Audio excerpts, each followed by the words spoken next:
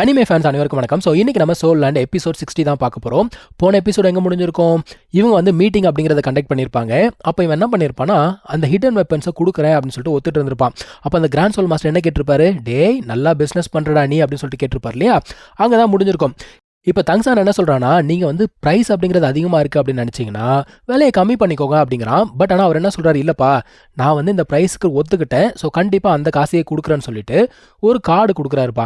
இப்போ தங்சான் என்ன சொல்கிறான், சரிங்க பேசுறதுக்கு வேறு எதுவும் இல்லைன்னா நான் கிளம்பி போகிறேன் அப்படிங்கிறான். அவன் கூடவே சேர்ந்து ராங் இருக்கால அவளுமே வந்துடுறாப்பா. இப்போ அந்த ரூமில் எல்லாரும் பேசிகிட்டு இருக்காங்க இவனை பற்றி தான். இவன் வரான்னு தெரிஞ்ச உடனே ஒன்றும் தெரியாத மாதிரி ஆளால் ஒரு மூலையில் போய் உட்காந்துக்கிறாங்க. அதான் இவன் உள்ளுக்குள்ளே வந்தோடனே கேட்குறான், உங்கள் யாருக்காவது என்கிட்ட ஏதாவது கேட்கணுமா அப்படின்னு சொல்லிட்டு கேட்குறான். உடனே ஆஸ்கார் என்ன சொல்றான், அப்பெல்லாம் எதுவும் கிடையாது, கேட்கறதுக்கு என்ன இருக்கு, எல்லாமே எப்பவும் போல தானே இருக்கு அப்படிங்கிறான். ஃபேட்டி என்ன சொல்றான், இங்க என்னமோ நடக்குதுன்னு எனக்கு தெரியுது, ஆனா என்ன நடக்குதுன்னு எனக்கு புரியல அப்படிங்கிறான்.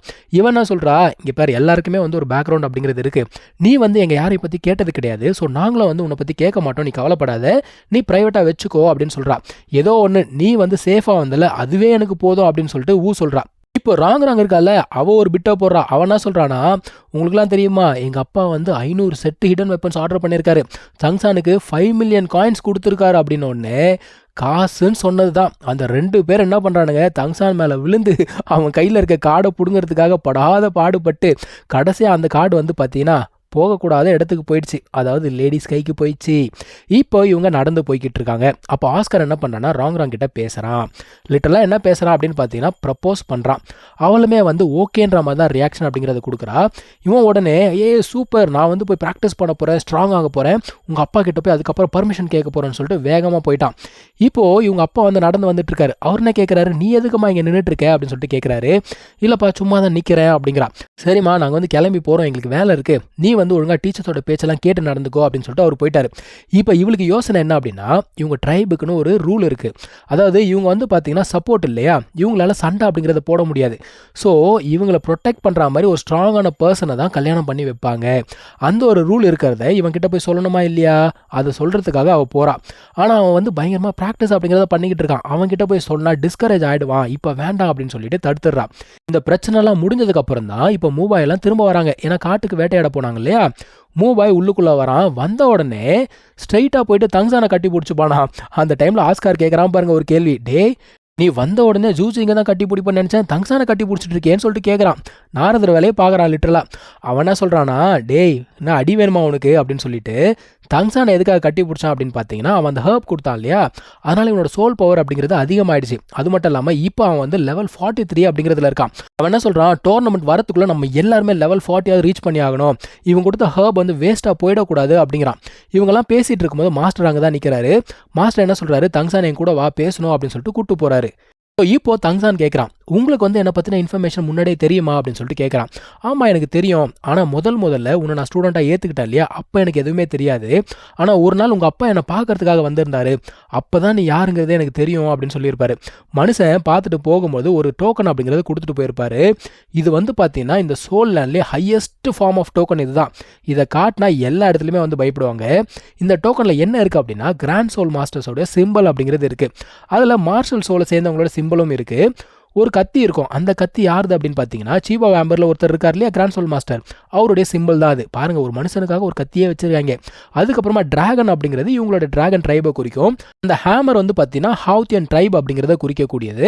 அதுக்கப்புறமா மார்ஷல் சோலில் 2 பேர் இருக்காங்க கிராண்ட் சோல் மாஸ்டர்ஸ், அவங்களுக்கான சிம்பிளுமே அதில் இருக்குது. இவங்க அப்பா வந்து கிராண்ட் சோல் மாஸ்டர் ஆனதுக்கப்புறம் மார்ஷல் ஹாலில் இருக்கக்கூடிய அந்த 2 கிராண்ட் சோல் மாஸ்டரை தனியாக இருந்து டிஃபீட் பண்ணியிருப்பாரு.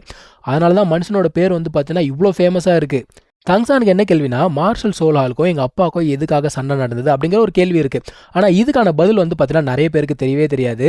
அது வந்து இன்னைக்கு வரைக்குமே சீக்கிரட்டாக தான் இருக்குது. ஆனாலுமே இவனுக்கு என்னன்னா, எதுக்காக எங்கள் அப்பா என்னை விட்டுட்டு போனாரு அப்படின்னு சொல்லிட்டு யோசிச்சுட்டு இருக்கான்.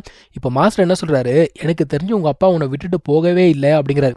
என்ன சொல்கிறீங்க அப்படின்னு கேட்கும்போது, முதல்ல நீங்கள் வந்த இல்லையா ஷெராய்கா அகாடமிக்கு, அப்போ உன்னை டெஸ்ட் பண்ணது யார், ஊஜி. அவன் என்ன பண்ணான், கொஞ்சம் ஓவராக வந்து உங்களை டெஸ்டிங் அப்படிங்கிறத பண்ணிட்டான்.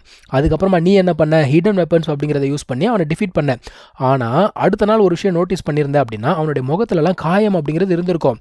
அப்போ ஃப்ராண்டர் என்ன சொன்னாராம், யாரோ ஒருத்தர் முகமுடியெல்லாம் போட்டுக்கிட்டு அவனை வந்து பயங்கரமாக அடிச்சாராம், மார்ஷல் சோல் கூட யூஸ் பண்ணலையாம், அது வேற யாரும் கிடையாது உன்னுடைய அப்பா தான் அப்படிங்கிறாரு. ஹீரோவுமே வந்து பார்த்தீங்கன்னா நிறைய இடத்துல அவங்க அப்பா இருக்கிற மாதிரியே ஃபீல் பண்ணியிருப்பான். மேபி இல்யூஷன் அப்படின்னு சொல்லிட்டு விட்டுட்டு இருப்பான். இப்போ தான் அவனுக்கு உண்மை அப்படிங்கிறதே புரியுது. ஸோ அவங்க அப்பா ரியலாக சொல்லணும்னா அவனை விட்டுட்டு போகவே இல்லை.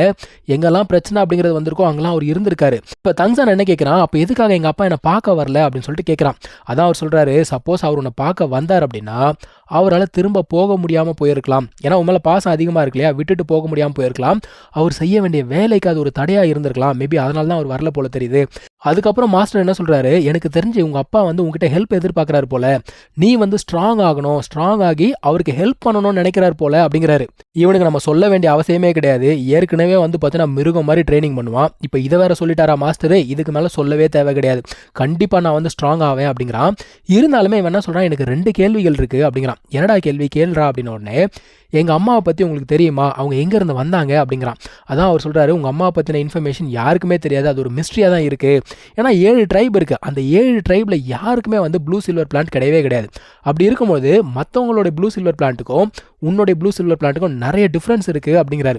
சரி, அடுத்த கேள்வி என்ன அப்படின்னு கேட்கும்போது, எதுக்காக நீங்கள் 2 பேருமே, அதாவது இவங்க அப்பாவும் சரி மாஸ்டருமே சரி, ஹாத்தியன் ஹேமரை யூஸ் பண்ணாத அப்படின்னு சொல்லியிருப்பாங்க, எதுக்காக சொன்னீங்க அப்படின்னு சொல்லிட்டு கேட்குறான்.